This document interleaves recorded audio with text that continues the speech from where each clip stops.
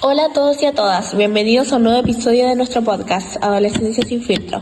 Somos del tercero AGC y hoy vamos a conversar sobre un cuento súper interesante que llamó nuestra atención y distinto, llamado La señorita Cora, escrito por Julio Cortázar. Ojalá les guste mucho porque la verdad es que nos hizo pensar demasiado, incluso nos llegó a incomodar en algunos momentos. Sí, totalmente, porque este cuento no es de esos que entiendes al tiro, porque es un poco más complejo de entender. Tiene una forma bastante especial de narrar y al principio te quedas media perdida, pero después todo tiene sentido, porque la narración es por medio de diversos personajes. Por ejemplo, un rato puede estar hablando Pablo, después la enfermera o incluso hasta su mamá. Y eso te puede perder, pero al final tiene sentido. Este es de estos textos que te obligan a poner más atención y a pensar más allá de lo que se dice literalmente. Lo bacán es que uno va conociendo a los personajes desde lo que piensan, no desde lo que hacen solamente, y eso cambia todo. Y uno se empieza a meter en la historia sin darse cuenta, porque sientes que estás dentro de la cabeza de cada personaje. ¿De qué trata este cuento y quién lo escribió? Antonia, ¿nos puedes responder esta pregunta? Bueno, para responder esta pregunta partamos por el autor. La señorita Cora fue escrito por Julio Cortázar, un escritor argentino súper conocido por escribir cuentos que se salen de lo típico. En este cuento nos cuenta la historia de Pablo, un joven de 15 años que tiene que ser operado por apendicitis. Pero más que la operación en sí, el cuento se enfoca en lo que piensa él, su mamá, la enfermera Cora y algunos personajes más durante este proceso. Lo más llamativo es que no hay un narrador como el que estamos acostumbrados, o sea, el lineal.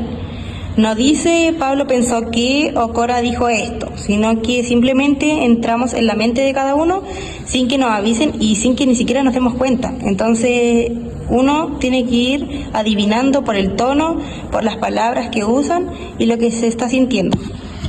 Y eso confunde harto al principio, pero también es lo que hace al cuento especial. Porque al final no solo entiende lo que pasa, sino cómo lo vive cada personaje desde su mundo interior. ¿Por qué elegimos este cuento, Emilia? Este cuento lo elegimos básicamente porque queríamos analizar algo que nos sacara un poco de lo que ya conocíamos o de lo que ya estamos acostumbrados. Este cuento, como ya dije anteriormente, no tiene una estructura lineal, entonces el estilo narrativo es desafiante. No es difícil, pero tampoco es fácil, por lo que esto nos da para conversar más y reflexionar sobre el cuento. Bueno, además trata temas que nos tocan directamente a nosotros los adolescentes. Los cambios que vivimos, la forma en que los adultos nos ven, el miedo a crecer, a estar enfermo o a no tener el control de nuestra propia vida. Todo eso está presente en este cuento. Y también se nota la incomunicación entre los personajes. Pablo quiere ser tratado como alguien más maduro, pero su mamá no lo suelta ni un segundo. Y eso es súper común. Muchos adultos no se dan cuenta de lo que los jóvenes también tienen voz y sentimientos propios. Por lo cual nos podemos llegar a sentir identificados. ¿Qué efecto estético produce este cuento, Antonio?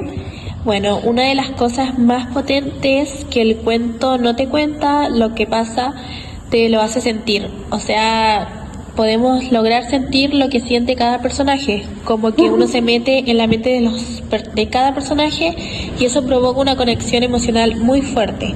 A veces hasta te hace sentir incómodo porque estás leyendo cosas que los personajes piensan pero no son capaces de decir. Sí, eso a mi perspectiva te hace reflexionar, porque no es lo mismo ver a alguien desde afuera que conocer su mundo interior. Te das cuenta de que muchas veces los personajes se contradicen o tienen emociones que no saben cómo manejar. Y eso te puede generar tensión, pero también te genera empatía y te puedes poner en el lugar del otro para entender mucho mejor la historia. Además, hay momentos en que uno se enoja con los personajes. A veces Pablo parece muy maduro, pero en otras se comporta como un niño. O la mamá, que uno no entiende por estar preocupada, pero también ahoga a su hijo. Y todo eso está contando sin juzgar a nadie. Cada uno tiene sus razones y eso lo hace más realista. Reflexión sobre la ficción. Bueno, mi punto de vista sobre esto es que, al menos en nuestro cuento, es un muy buen ejemplo de que la ficción no es solo para entretener, que también puede incomodar, hacerte pensar, incluso juzgar o ponerte en el lugar del otro. Al leerlo te das cuenta de que todos los personajes tienen su propia vida y su propia forma de ver las cosas. Bueno, a veces uno cree que conoce a alguien solo por lo que dice o por lo que hace, pero este cuento te muestra que lo más importante muchas veces está en lo que no somos capaces de decir. La ficción en este caso sirve para revelar esas emociones que ocultamos seguidamente. También sirve para entender lo difícil que es crecer. Pablo está justo en ese momento donde no es ni niño ni adulto, y todo lo que vive lo hace sentirse más solo. Y eso te hace pensar en cómo tratamos a los demás y en que no siempre escuchamos de verdad. Antonia, ¿te pasó lo mismo que a mí o a los chicos, que al principio pensaste como que el texto tenía errores o que tú lo leías mal o simplemente que no se entendía quién hablaba? Exacto, eso fue lo que me pasó. Yo incluso pensé que había saltado una página o algo así, pero después entendí que era el estilo del cuento y ahí me empezó a gustar más porque te obliga a prestar atención de verdad. Sí, a mí igual me costó, pero me gustó esa sensación de ir como armando un puzzle y como que te vuelves parte del cuento sin darte cuenta. Y también ayuda a no quedarse solo con lo superficial. Tienes que pensar que más en lo que siente cada personaje. Es como si la historia no te la contaran, sino como que tú mismo las fueras descubriendo. Bueno, eso fue nuestro análisis del cuento La señorita Cora. Esperamos que le haya gustado mucho esta conversación más relajada, en confianza, donde tratamos de compartir lo que nos provocó este cuento de nuestras perspectivas como adolescentes. A nosotras y a los chicos también, al principio nos costó mucho entenderlo, pero después de leerlo nos dimos cuenta de que lo que te deja es mucho más que una historia de una operación o una historia clínica. Esta historia habla del miedo, del crecer, de los vínculos entre familias y entre otras personas, y de cómo nos sentimos solos a veces y cómo logramos afrontarlo. Gracias por escucharnos. Ojalá se animen a leer el cuento, aunque sea raro al principio, vale la pena.